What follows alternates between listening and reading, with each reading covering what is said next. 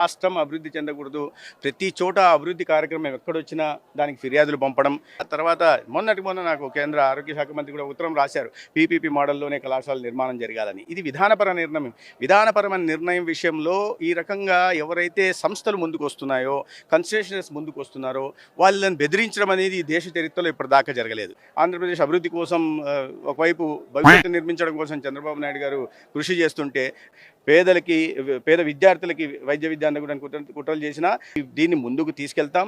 ఈ రాష్ట్రంలో నాణ్యమైన వైద్య విద్యను అందించడం కూటమి ప్రభుత్వ లక్ష్యం.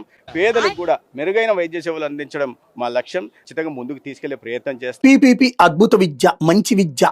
ఎవరిని మోసం చేస్తున్నాం మనం? ప్రభుత్వపు డబ్బులు పెట్టి, ప్రభుత్వపు స్థలం, ప్రభుత్వం కొన్న స్థలం, ప్రభుత్వం కట్టించిన బిల్డింగు, ప్రభుత్వపు డబ్బులతో ఎవడో ప్రైవేటోడు నడపడం ఏంటి? ప్రైవేటోడికి ఆ సీట్లు పోవడం ఏంటి? ప్రజల్ని దోచుకు తినడం ఏంటి? అలాగే ఇవాళ రోజున డబ్బులు లేకపోతే చచ్చిపోవాలంతే. ఆరోగ్యశ్రీ లేకపోతే ఆ తర్వాత బతుకుతారో చస్తారో తెలియదు. ప్రభుత్వపు విద్య, ప్రభుత్వం అందించగలిగినటువంటి విద్య, 16,000 రూపాయలకి అందే విద్యని 30 లక్షలకి, 50 లక్షలకి, 70 లక్షలకి చదువుకోవాల్సిన కర్మ ఏంటి ప్రజలకి? 16,000 నుంచి 18,000లో చదువుకోవాల్సినటువంటి ఏడాదికి 30 లక్షలు, 50 లక్షలు, 60 లక్షలు, 70 లక్షలు ఎందుకు ఖర్చు పెట్టాలి ప్రజలు? ఎవడబ్బా సొమ్మని చెప్పి తీసుకెళ్ళి ఆ ప్రైవేట్ వాడు చెప్తున్నారు. ఎందుకోసం ఈ దారుణం అయినటువంటిది? ఇదివరకు జగన్ చేసిన తప్పేమన్నారు?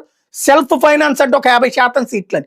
అది తప్పు. మేము అన్ని కన్వీనర్ కోటా కిందకి తీసుకొస్తామని శాంతం తీసుకెళ్లి మొత్తం ప్రైవేట్ వాడి చేతిలో పెట్టేసేసి, అదేమంటే నిబంధనల ప్రకారం జరుగుతుంది.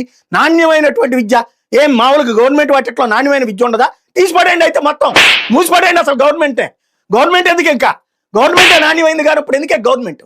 ప్రైవేట్ వాడు అయితేనే నాణ్యమైనప్పుడు అసలు ప్రభుత్వం ఎందుకు? ఇంకా అది కూడా కార్పొరేట్ వాడు తీసిపడేయండి ప్రభుత్వాన్ని కూడా. ఎందుకు ఈ కర్మ రాష్ట్ర ప్రజలకి?